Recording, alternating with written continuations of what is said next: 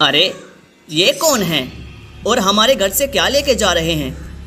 पिताजी, आप घर में जाकर आराम कीजिए, मैं जरा इनको देख कर आता हूँ।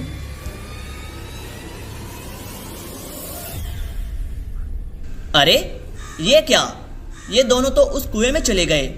ऐसे कैसे हो सकता है? लगता है कुछ राज है उस कुएं में, मुझे जाकर पता करना होगा। इतना कहकर राकेश भी उस कुएं के अंदर चला जाता है। बेटा, मैंने दवाई दे दी है, अब ये दवाई अपने पिताजी को सुबह और शाम देते रहियो। तुम्हारे पिताजी को इन दवाइयों से कुछ राहत मिलती रहेगी। अच्छा बेटा, अब मैं चलता हूँ। इतना कहकर वैद्य जी बाहर चले गए। राकेश उनके पीछे पीछे घर से बाहर गया और उन्हें रोककर बोला, वैद्य जी, पिताजी को आखिर क्या बीमारी हुई है? वैद्य जी, आप पिछले 6 महीनों से पिताजी को दवाई देते आ रहे हो, लेकिन अभी तक इनकी हालत में कोई सुधार नहीं आया। बेटा राकेश, मैं खुद हैरान हूँ कि आखिर तुम्हारे पिताजी को क्या बीमारी हुई है जो ठीक होने का नाम ही नहीं ले रही है। और सच कहूँ तो बेटा, मुझे लगता है तुम्हारे पिताजी को जो बीमारी है उसका कोई इलाज नहीं है, जो अब ठीक हो पाना मुश्किल ही है। अच्छा बेटा, अब मैं चलता हूँ, तुम अपने पिताजी का ख्याल रखना। अच्छा, तो राकेश के पिता को कोई लाइलाज बीमारी हो गई है जो वैद्य जी भी ठीक नहीं कर पा रहे हैं। इसका मतलब जरूर कोई गंभीर बीमारी हो गई होगी। अरे कैलाश भाई, जरा हमें भी चाय पिला दो और साथ में पकौड़ियाँ भी दे देना गरम गरम। कैलाश भाई, आपके पास बकरी का दूध है क्या? नहीं भाई, मेरे पास तो नहीं है बकरी का दूध। वैसे तुम्हें बकरी का दूध चाहिए क्यों भाई? अरे दीनू भाई, मेरे बेटे की तबीयत बहुत ख़राब है। वैद्य जी ने उसे बकरी के दूध के साथ दवा खाने को कहा है, इसलिए मैं बकरी का दूध ढूंढ रहा हूँ। लेकिन क्या हुआ है तुम्हारे बेटे को? पता नहीं भाई, आखिर क्या हुआ है। 1 हफ्ते से ना तो ढंग से कुछ खाता पीता है और ना ही बाहर निकलता है, बस सारा दिन बिस्तर पर पड़ा रहता है। कभी कभी तो बुखार भी बहुत तेज आ जाता है। अरे तुम तो उस राकेश के घर की पास वाली गली में रहते हो ना? हाँ हाँ, मैं उधर ही रहता हूँ। तब तो ये होना ही था। और क्या, अभी तो ये शुरुआत है। क्या मतलब है तुम्हारा? मैं कुछ समझा नहीं। अरे अब मैं तुम्हें क्या बताऊँ, लेकिन अब मुझसे रहा भी नहीं जाता। मैं इस गांव को ऐसे बर्बाद होते देख भी तो नहीं सकता ना। अरे दीनू भाई, जो भी कहना है साफ साफ कहो ना। ये तुम घुमा फिरा के बात कर रहे हो, मुझे कुछ समझ नहीं आ रहा। अरे क्या तुम्हें नहीं पता, तुम्हारे पड़ोसी राकेश के पिता को कोई लाइलाज बीमारी हो गई है। मैंने खुद अपने कानों से सुना था वैद्य जी को कहते हुए, और इसी वजह से गांव के लोग भी धीरे धीरे बीमार हो रहे हैं। अगर जल्दी से इसका कोई समाधान नहीं किया तो हमारे गांव को बर्बाद होने से कोई नहीं बचा सकता।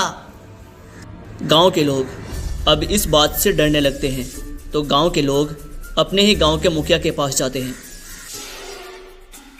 मुखिया जी, हमारे गांव पर एक बहुत बड़ी परेशानी आने वाली है। मुखिया जी, कृपया आप इस समस्या का जल्द से जल्द समाधान करें। कैसी परेशानी आने वाली है भैया, जिसका तुम्हें पहले से ही पता चल गया? क्या है वो परेशानी? मुखिया जी, मेरी पास वाली गली में एक इंसान एक ऐसी बीमारी से ग्रस्त है जिसका कोई इलाज नहीं है। और मुखिया जी, वह बीमारी बहुत खतरनाक है, जिसके चलते 1 हफ्ते से मेरा बेटा भी बीमार पड़ा हुआ है। हाँ मुखिया जी, इससे पहले राकेश के पिता अपनी लाइलाज बीमारी पूरे गांव में फैलाएं, उससे पहले ही आपको कोई कदम उठाना होगा, नहीं तो हमारे साथ साथ आपको भी इस बीमारी से बहुत ज़्यादा खतरा हो सकता है। क्या वो राकेश का पिता लाइलाज बीमारी से ग्रस्त है? और राकेश तो मेरे घर पे काम करता है और उसने इतनी बड़ी बात मुझसे छिपाई। तुम सब अपने अपने घर जाओ, मैं कुछ करता हूँ। उसी शाम राकेश मुखिया जी के घर आता है। राकेश, देखो भाई, अब तुम यहाँ काम पर मत आया करो, क्योंकि गांव के सभी लोग आज मेरे पास आए थे और उन्होंने मुझे बताया कि तुम्हारे पिताजी किसी गंभीर लाइलाज बीमारी से ग्रस्त हैं, जिसके चलते गांव के आसपास के लोग भी बीमार हो रहे हैं। इसीलिए गांव के सभी लोगों ने फैसला किया है कि तुम्हें ये गांव छोड़ना होगा। नहीं मुखिया जी, ऐसी बात नहीं है। मेरे पिताजी को कोई लाइलाज बीमारी नहीं है, वो बस थोड़े कमज़ोर हो गए हैं और मैं अपनी गरीबी के कारण उनका सही जगह पर इलाज नहीं करवा पा रहा और इसीलिए वो अभी ठीक नहीं हो पाए हैं। मुखिया जी, हमें गांव से मत निकालो, हम कहाँ जाएंगे? मुखिया जी, मैंने आपकी इतने सालों से सेवा की है, मेरे बारे में कुछ तो सोचिए मुखिया जी। मुझे इस गांव से मत निकालो मुखिया जी, मत निकालो। बेटा राकेश, अब मैं कुछ नहीं कर सकता। मैं तो बस एक मुखिया हूँ। मैं तो बस वही करूँगा जो गांव वालों के हित में होगा, और अगर मैंने ऐसा नहीं किया तो सभी गांव वाले मेरे खिलाफ हो जाएंगे। इसीलिए बेटा राकेश, जितनी जल्दी हो सके ये गांव छोड़कर चले जाओ और दोबारा कभी यहाँ इस गांव में मत आना। राकेश अब चुपचाप अपने घर चलाता है। पिताजी, चलिए, आज हमें बाहर जाना है, कुछ जरूरी काम है। ऐसा क्या जरूरी काम है बेटा जो तू मुझे अपने साथ ले जा रहा है? पिताजी, वो सब मैं आपको बाद में बताऊंगा, आप बस चलिए मेरे साथ। हम कुछ दिनों के लिए इस गांव से बाहर जा रहे हैं। राकेश अब अपने पिता को लेकर अपने गांव से चला जाता है और 3-4 गांव छोड़कर एक सुनसान खाली जगह पर झोपड़ी बनाकर वो रहने लगता है। अरे राकेश बेटा, अब तो तू मुझे बता कि तू मुझे अपना गांव छोड़कर इतनी दूर यहाँ क्यों लेकर आया है? क्या है तेरा काम? और बेटा, तेरे काम को ख़त्म होने में कितना दिन लगेगा? और बेटा, हम घर कब जाएंगे? पिताजी, सच तो ये है कि अब हम कभी भी अपने गांव वापस लौटकर नहीं जा पाएंगे, क्योंकि गांव वालों को लगता है कि आपको कोई गंभीर और लाइलाज बीमारी है जो गांव में फैलने लगेगी और वो बाकी गांव के लोगों को भी बीमार कर देगी। इसीलिए गांव वालों ने मुखिया जी से कहलवाकर हमें गांव से बाहर निकलवा दिया है। इसलिए अब हम वहाँ नहीं जाएंगे, अब से हम यहीं रहेंगे और अब से यही हमारा घर है। पर बेटा, यहाँ पर तू कैसे रहेगा? यहाँ पर क्या काम करेगा? वहाँ पर तो तू मुखिया जी के यहाँ पर काम कर लेता था, लेकिन यहाँ पर तो कोई है भी नहीं आसपास। बस यहाँ से बहुत दूर चारों ओर घने जंगल हैं।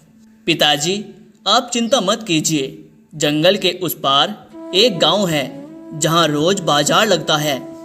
अब मैं रोज जंगल से लकड़ियाँ काट कर वहीं बाजार में बेच आया करूँगा, और जब मेरे पास अच्छे पैसे हो जाएंगे तो मैं आपका एक अच्छी जगह इलाज कराऊंगा।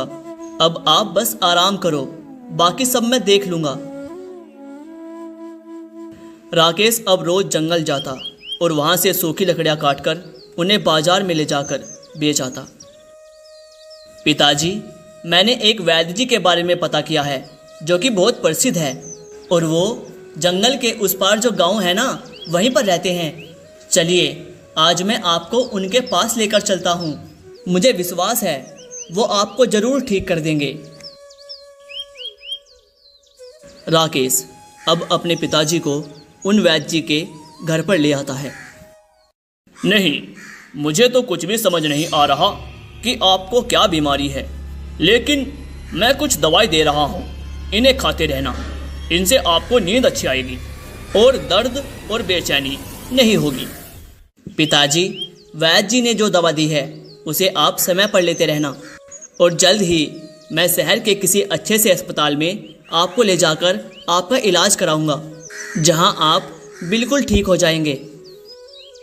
राकेश जब अपने पिता के साथ अपने घर के पास पहुंचा तो उसने देखा कि 2 सैनिक उनकी झोपड़ी से कुछ ले जा रहे हैं। अरे, ये कौन है? और हमारे घर से क्या लेके जा रहे हैं? पिताजी, आप घर में जाकर आराम कीजिए, मैं जरा इन्हें देख कर आता हूँ। अरे ये क्या, ये दोनों तो उस कुएं में चले गए। ऐसा कैसे हो सकता है? लगता है कुछ राज है उस कुएं में, मुझे जाकर पता करना होगा। राकेश भी उस कुएं के अंदर चला जाता है। अरे ये क्या, ये तो कोई दूसरी ही दुनिया जैसी लग रही है। कहीं मैं कोई सपना तो नहीं देख रहा। और ये आलीशान महल, ये तो राजा महाराजाओं का महल हो सकता है। चलो अंदर जाकर देखता हूँ। इतना कहकर राकेश महल के अंदर चला जाता है। अरे ये क्या, ये तो सचमुच कोई राजा है और आसपास सैनिक भी हैं। कौन हो तुम और कहाँ से आए हो? महाराज, मैं उस कुएं के रास्ते से आया हूँ। मैंने देखा कि 2 सैनिक मेरे घर से कुछ सामान लेकर इस कुएं के अंदर से होकर यहाँ आए हैं, तो मैं भी उनके पीछे पीछे यहाँ चला आया, ये जानने कि वो लोग कौन हैं और मेरे घर से क्या लेके आए हैं। अच्छा, तो वो तुम्हारे घर से भोजन लाए हैं? ओ अच्छा, तो ये बात है। फिर तो कोई बात नहीं, आप अपनी पुत्री के लिए जब चाहें तब हमारे घर से भोजन ले जा सकते हैं महाराज। क्या सच में तुम हमें भोजन देने के लिए तैयार हो? हाँ हाँ महाराज, हम आपके सैनिकों को जरूर भोजन देंगे जब भी वो हमारे पास आएंगे। तुमने हमारी एक बहुत बड़ी समस्या का समाधान किया है, इसलिए हम तुम्हें एक जादुई घड़ा दे रहे हैं जिसके अंदर ढेर सारे सोने के सिक्के भरे होंगे और वो सिक्के कभी खत्म नहीं होंगे, जिससे तुम हमारी पुत्री के लिए रोज भोजन बनवा सकोगे। और हमने तो सुना है धरती लोक के भोजन का स्वाद बहुत ही मस्त होता है। हाँ महाराज, आपने बिल्कुल सही सुना है, हमारे यहाँ तो भोजन बहुत ही स्वादिष्ट होता है और हमारे पिताजी तो बहुत ही स्वादिष्ट भोजन पकाते हैं, लेकिन वो काफ़ी समय से बीमार है, नहीं तो मैं आपको और भी स्वादिष्ट भोजन खिलाता। क्या तुम्हारे पिताजी बहुत ही स्वादिष्ट भोजन पकाते हैं? तो हम तुम्हारे पिता की बीमारी को ठीक करने के लिए पाताल लोक का पानी दे देंगे, जिसे पीते ही तुम्हारे पिताजी की सारी बीमारियां दूर भाग जाएंगी। अब राकेश वह जादुई घड़ा और वह दिव्या पानी लेकर अपने घर लौट आता है और घर जाते ही वह दिव्या पानी अपने पिताजी को पिलाता है। अरे वाह बेटा कमलेश, अब तो मुझे सब कुछ ठीक लग रहा है। मेरी तबीयत तो अब बिल्कुल ठीक लग रही है। तभी राकेश अपने पिता को सारी बात बताता है और राजा का दिया हुआ जादुई घड़ा भी अपने पिता को दिखाता है। राकेश और उसका पिता दोनों मिलकर स्वादिष्ट भोजन बनाते और पाताल लोक के राजा को भिजवा देते।